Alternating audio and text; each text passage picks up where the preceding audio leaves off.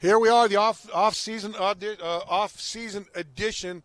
It's off season, so I got to get my verbiage and my mouth and my linguistics and everything in order. A little bit off tune right now, but anyway, we are here for the Audible. It's Wednesday. Alain Poupart with us, who writes for MiamiDolphins.com. Kim Bokamper here, and it's kind of now's the time where you kind of the post-mortem of the season. Everyone starts breaking down what went wrong, what went right, where they need to go, all those changes, and things have already started to take place. And it's amazing, Alan, in this football business is, season's over, but coaches haven't missed a beat. They just continue going and continue working. There's a lot of work to be done between now and draft day, and so it's an everyday deal for them pretty much from here on until after the draft. No, it never ends. I mean, they're going to be spending the next several weeks looking back, as you mentioned, as what happened last year, what went wrong, who played well, who didn't, who do we need to keep, who do we need to move on from,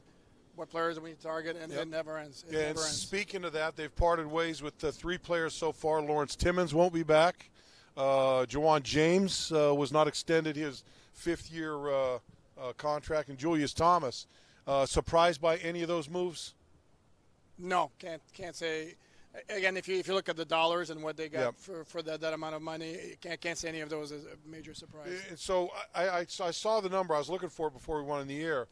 If I'm not correct, do these numbers come together to about $21 million in cap savings?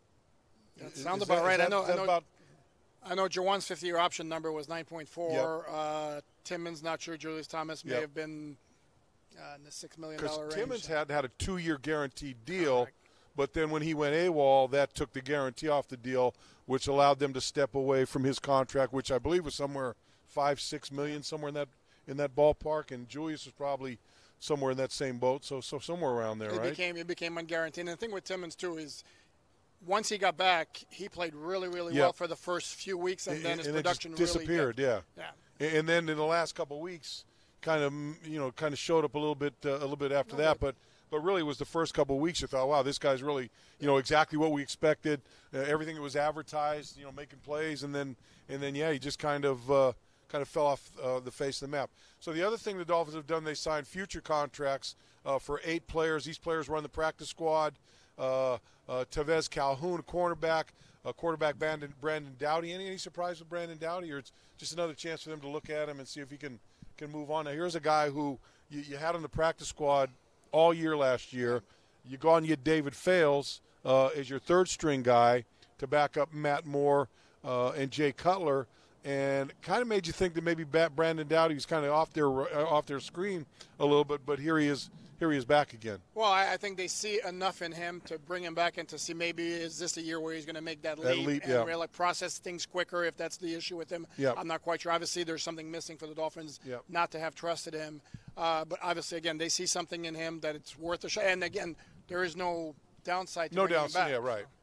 So Brandon Doughty, tackle Sean Hickey, cornerback Tracy Howard, Malcolm Lewis, a wide receiver, another wide receiver Drew Morgan, running back Brandon Radcliffe, and defensive end Jonathan Woodard, all signed future contracts. So they'll be here and get ready to come in and compete for a spot on the roster next year. The guy that probably jumps out with me with a chance to maybe make a little noise, maybe Drew Morgan. I think Drew played pretty well in the preseason, and he's been out there working with those guys. But he seems to be the guy that looks on there to be maybe the most interesting to me. But that's a long way away.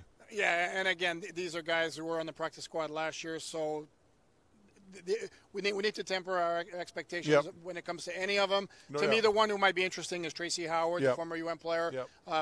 Played in a bunch of games with the Cleveland Browns last year it was, so maybe there's something there. Again, it's just a matter of throwing a lot of stones out there and then maybe you hit on something. Throwing it against the wall and hoping some of it sticks, right? Exactly. That's basically what the situation is. All right, so Alan, here we are. We wrap up the season. Disappointing 6-10. I think it's pretty easy to put your finger on what happened with this football team this year. Basically, from a game situation, to me, it's penalties, it's turnovers, it's mental errors. To me, that's kind of the nutshell about the difference between this football team this year and the football team last year. Yeah, Yeah, and I think it's something else that needs to be pointed out is the offense was never right the whole season. Yep. I mean, even they got off to the 4-2 start, Yep. and they didn't really look like a great team No. that should have been 4-2. Yeah. As I said, the offense was never right. Jay Cutler, for whatever Yep. reason, it didn't really pan out. Last year, they made steady progress with the offense, with Ryan Tannehill getting better and better and better every week. And this year, it never happened. There were some spot games where the offense was really good. Yep. You would think the New England game, the Jets game, Yep. but it just wasn't there throughout the whole season. And this was a team that had a very small margin for error because of that. So when the penalties started showing up, they just couldn't overcome. Well, that. yeah, and part of their, I think part of the big difference between this year and last year was that. I think this. Look, last year they struggled with penalties.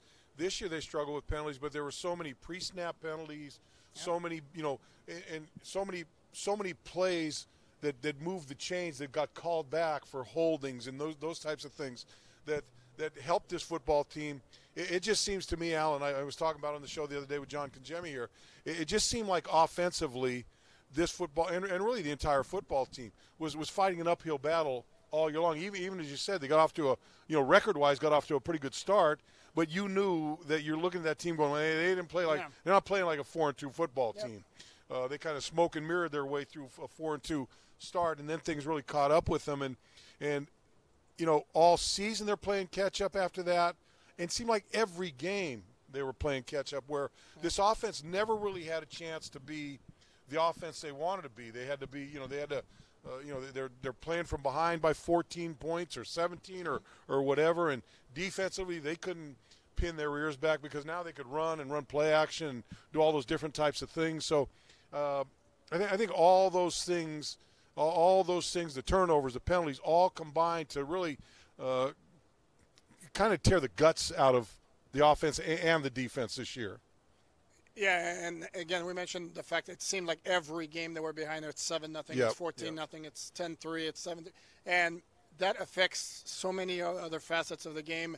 So to me, I bring it back. The defense was nearly as good as it could have been, and it wasn't without blame. But to me, I think you have to bring everything back to the offense. Just flat out did not deliver. Yeah, I got the organizational note here put on it. Those signed future contracts are reported, not official. In other words, they haven't sent out an official release, so we can't call it official, but it's official. Okay, I thought I saw an official release on this. Well, that's you got. But it's this came from Leon now. It's so it could be, those could be all wrong, or they could be all right. It could be official, but we're calling it not official. I call that that's the Leonism of the program. I'm going to say it's going to happen. Yes, okay. The other thing is looking forward. Now, they had a press conference today with Mike Tannenbaum, Chris Greer, Adam Gase. They all talked, and I guess really the only to me we talked about it before the show. It's like that pre-draft press conference where we got a pick we got the 11th pick in the draft, and we're going to grab the best guy available, and that's really the only thing that comes out of those kind of deals. But so the press conference today with the general manager, the head of football operations, and the head coach. And I think the couple things that kind of came out to me in little dribs and drabs. One, the commitment of Adam Gase to the fact that Ryan Tannehill is going to be healthy, ready to play, and there's no doubt he is our guy next year. And then I saw a little blurb from Chris Greer saying, well, hey, look, if there's a quarterback there that we like in the first round, it's a time that we make a move on it. So if he's our highest rated, which goes the philosophy that every team says they have in draft. I mean, look, we're not drafting by position. We're going to take the best player available. Well, if that player happens to be a quarterback at 11 for the Miami Dolphins, or if they move somewhere up and down in the draft and a quarterback is there where they pick, then I think Chris Greer pretty much left no doubt that they would probably make that move. And it's interesting. He brought up an example that if the team was set at defensive end and they pick 11th and J.J. Watt's on the board, well, we're going to pick J.J. Watt. J.J. Watt was the 11th pick. Yes. And the Dolphins so happen to have the 11th pick. The thing is, what's the likelihood that you're going to have a quarterback at 11 that you're convinced is the best player on the board, but other teams before you would not. Yeah. That's probably a long shot. Yeah, well, it also, you also look in the fact that, those teams that may or may not need quarterbacks and how many of those guys are and how many come off the board before. So it's going to be like every offseason. It's going to be an interesting offseason. But, the one thing I keep looking at, I keep looking back at the last two drafts you've had.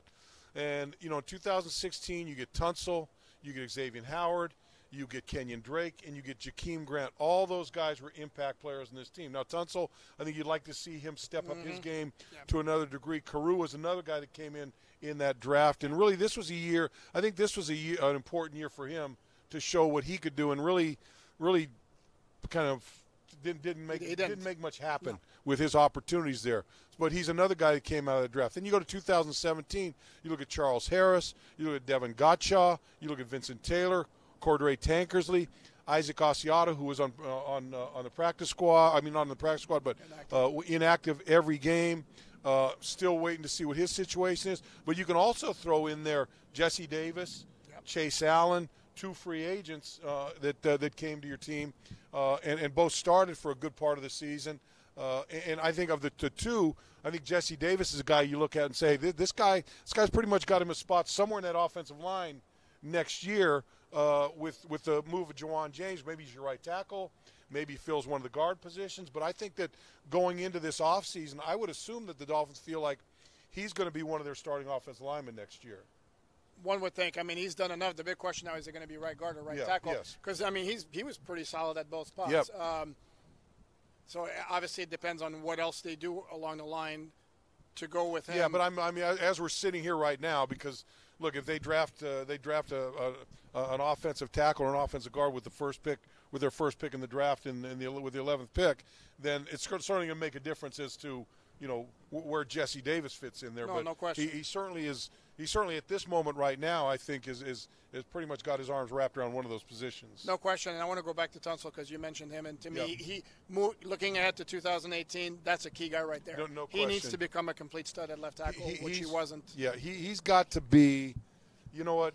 He's got to be a mean guy. He's got to be a tough guy. He's got to be. He's got to be a guy that just is a bulldozer. Is a guy. His pass. Look. I'll give him this. This was his rookie year playing left tackle. Played left guard last year as a rookie. So his first time out there with extended period of time playing the tackle position. But I think it's safe to say, and I think he'd be the first to say that he's got to get better next year than he was this year. Well, right off the bat, he's got to cut down on the pre-snap penalties. There were way too many of those. But in pass protection, he actually looked pretty good for most of the year. I mean. So, so that's where they're. And my point being, just by looking at those two drafts, if you can duplicate those two drafts where you came away with four guys that are pretty solid guys for you going forward in each one of those drafts, if you can add another four young guys in this draft that make the same type of impact that those guys did, I think you can see a foundation of young guys being built around this football team through the draft, through the way you want to get the job done, or free agency. And I'm not talking about free agency where you're buying, veteran free agency, rookie free agency, and those types of things. You really kind of see the foundation of what could be a young team going forward, and you've still got a lot of other guys out there that aren't that long in the tooth on this football team. And there's another name you didn't mention from one of the previous two drafts. That's Raekwon McMillan. Yes. Who was looking very good in training camp until he went down with that ACL. And he's a guy. The Dolphins have a need at linebacker. That's pretty obvious. Yeah, no doubt. Yeah. And if he can come in and deliver as everybody hopes, that would be obviously a major. Yeah. I guess the question to me with Raekwon McMillan coming back and with would be with Kiko Alonso is.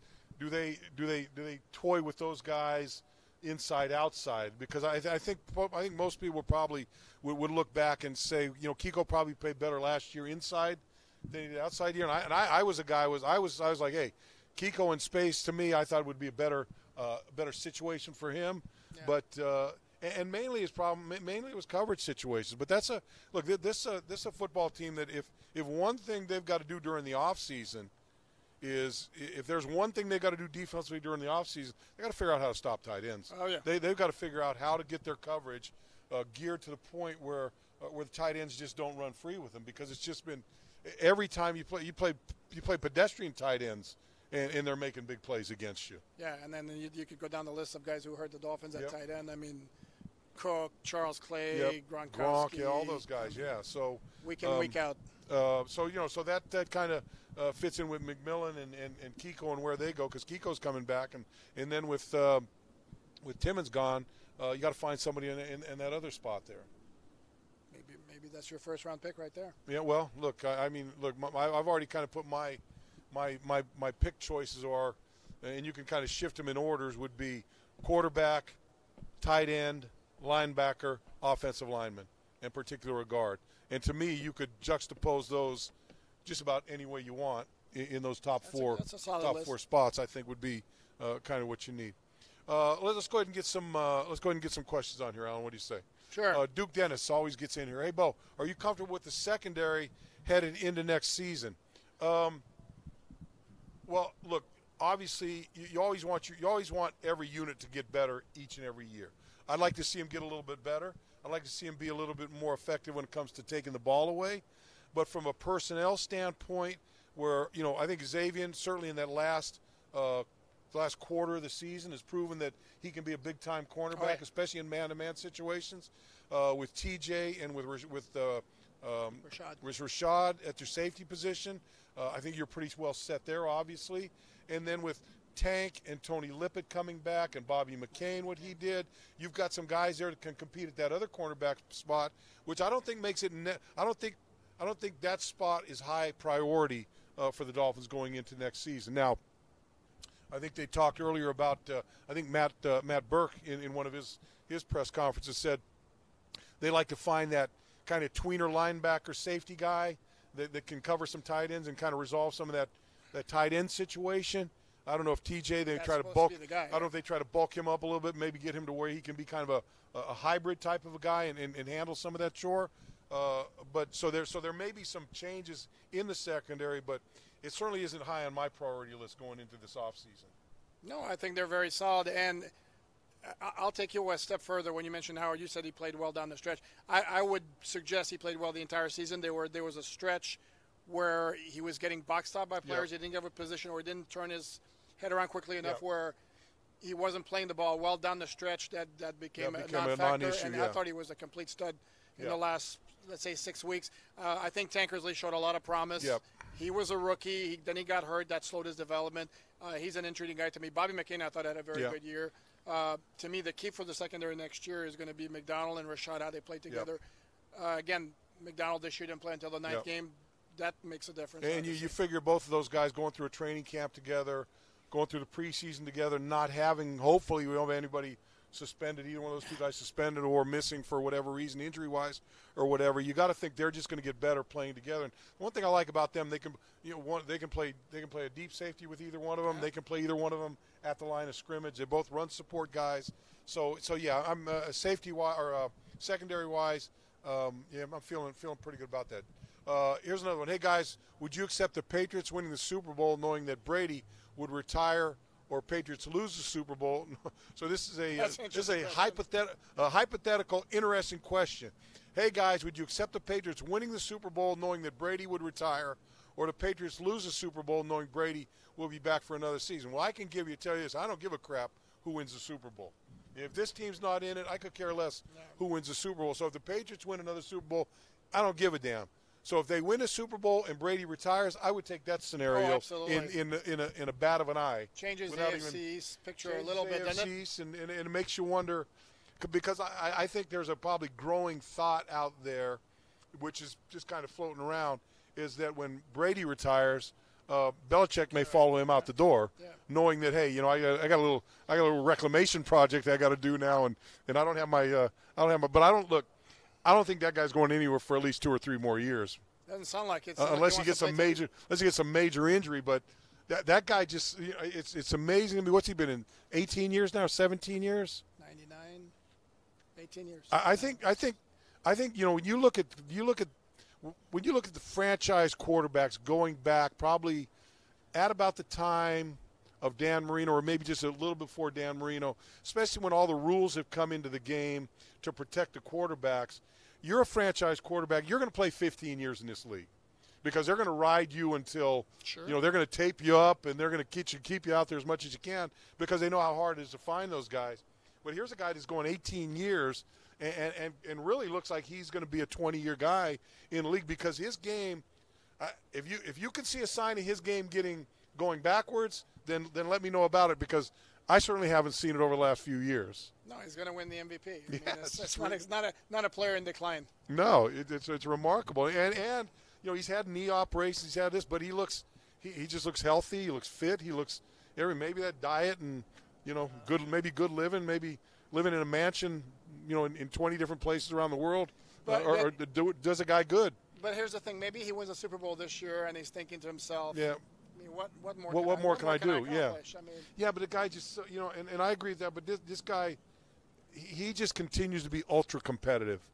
You see games that you think are somewhat meaningless middle of the season games, and it's not going well, and he's screaming and yelling and throwing things and this and that. So it's not like it's when you look at him that it's old hat and he's tired of it. I think the guy still loves playing the game. He's obviously playing at a high level, and he's probably making about $28 million a year, somewhere around there.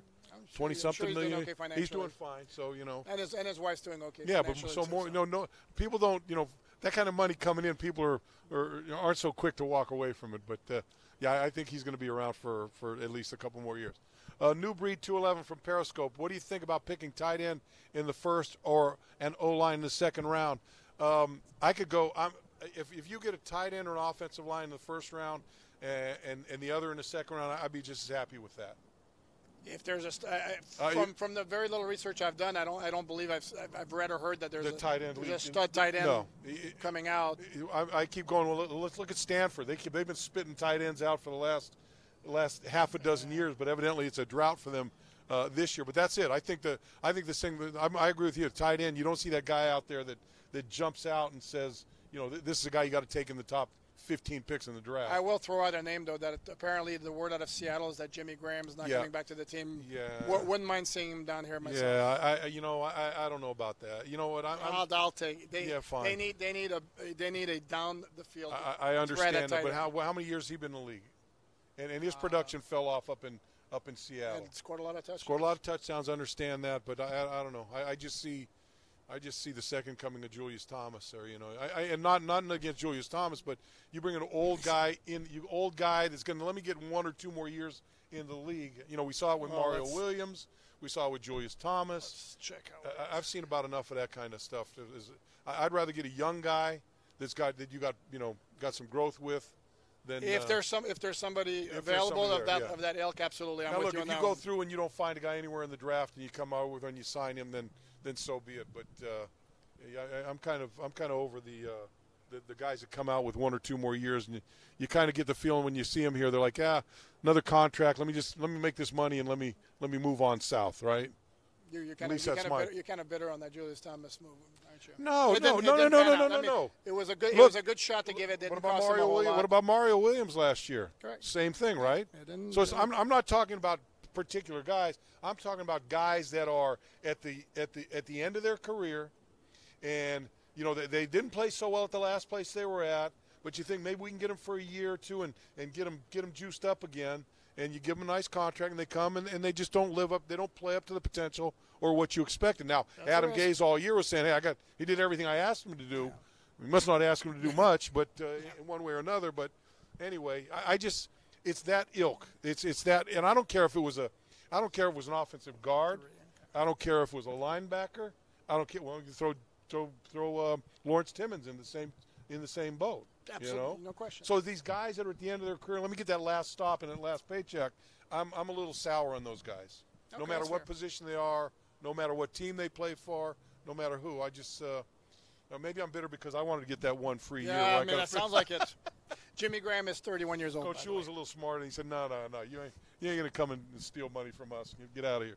So he's 31. 31. And he's been in the league for what? So that makes him in the league for 11 years. Probably 10, 11 years, right? Let's see here as we look quickly. 2010 was his first year. He's been in the league 8 years. 8 years. 5-time Pro Bowl selection. Okay. Periscope, Courtney, NJ11. Do you think the Dolphins should stay away from free agent due to previous bad decisions? I'm not against the team going out and signing free agents.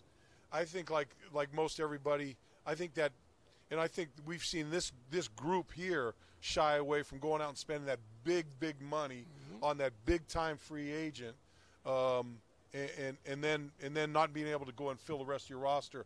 So I'm not for those guys going out and spend, but they're going to pick up free agents. There's going to be someone from some other team that doesn't sign that they'll pick up, and I'm fine with those guys.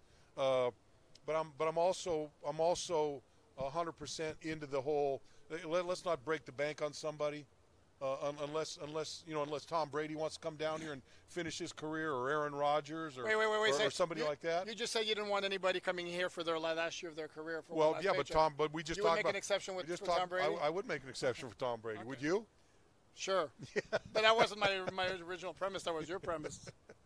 Yeah, but I'm just that's Tom Brady's kind of a different. Tom Brady, Julius Thomas, and Lawrence Timmons are different creatures than Tom Brady. Aaron Rodgers, yes, Drew Brees. Those guys. Fair. Those guys, I'd give them a little roll of the dice, no question about it. Carlos Rogiello, any new ideas on how we're going to scout from now on? A fresh new philosophical approach on drafting players. Huh? Now let me ask you this, Carlos Rogiello. How much do you think he knows about how they work in that office and go about scouting players and drafting players and picking players and evaluating players and everything that goes into it? There's also not 17 different ways of doing it. It's just scout, evaluate, watch tape. Yeah, I don't know, Carlos, what new ideas that you're. Maybe you should send some ideas to us as to how you go about we'll pass it doing that. I mean, there are no surprises jumping up out of these anymore. It's not like back when the Dallas Cowboys first got computers and they were pulling guys out of nowhere that no one knew about. It didn't take long for that everyone to get on board in that. So there's nobody out there.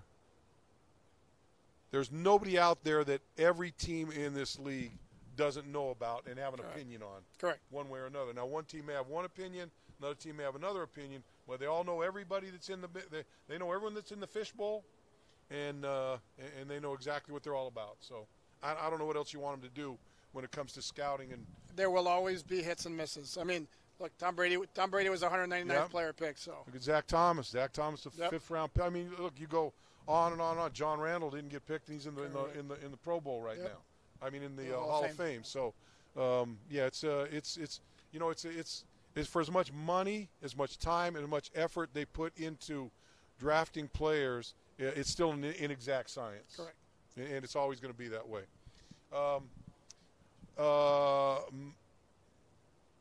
McCallum Jane. Bo, how would you address the discipline issue? They've got to find some way. They've got to find some way for players to feel like there's a consequence when they're on the field to making mistakes. Penalties in particular.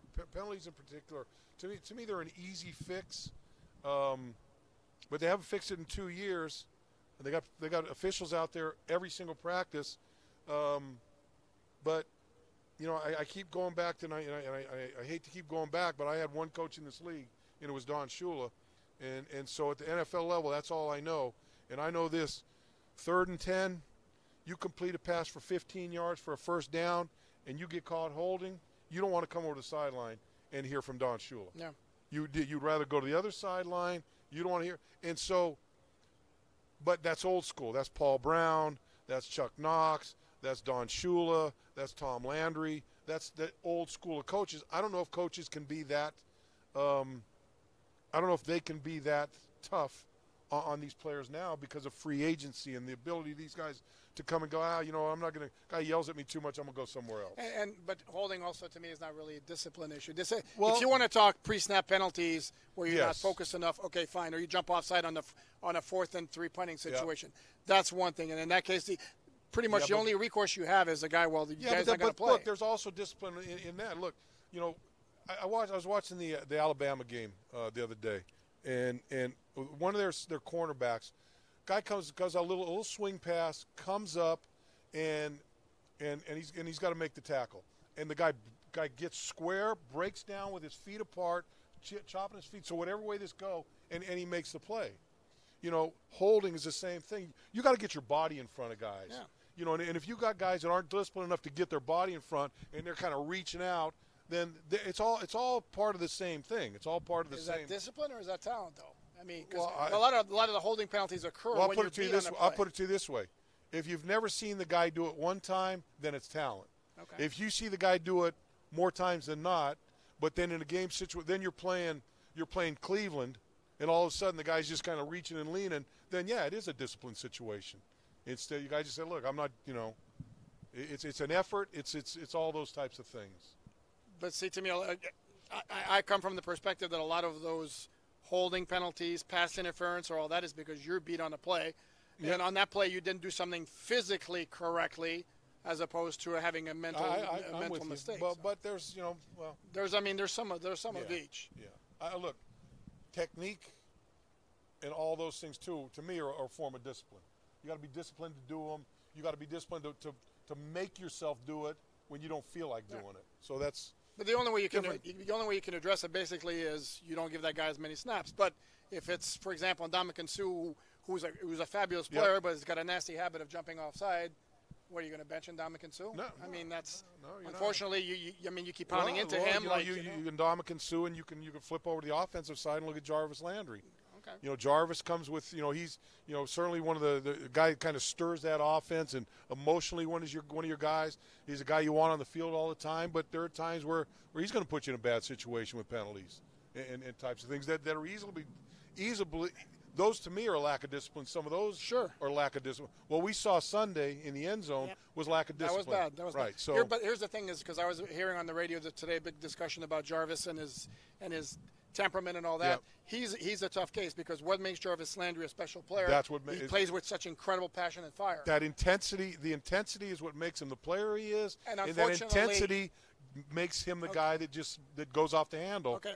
And so it's some guys you just take the good with the bad. Correct. And that's the way it is. So with Jarvis, do you tell him, listen, I don't want that, and then take the risk of you taking away what makes him so good? I think you try to say, Jarvis, we need to get it. We need to get away from these things. We need to get away.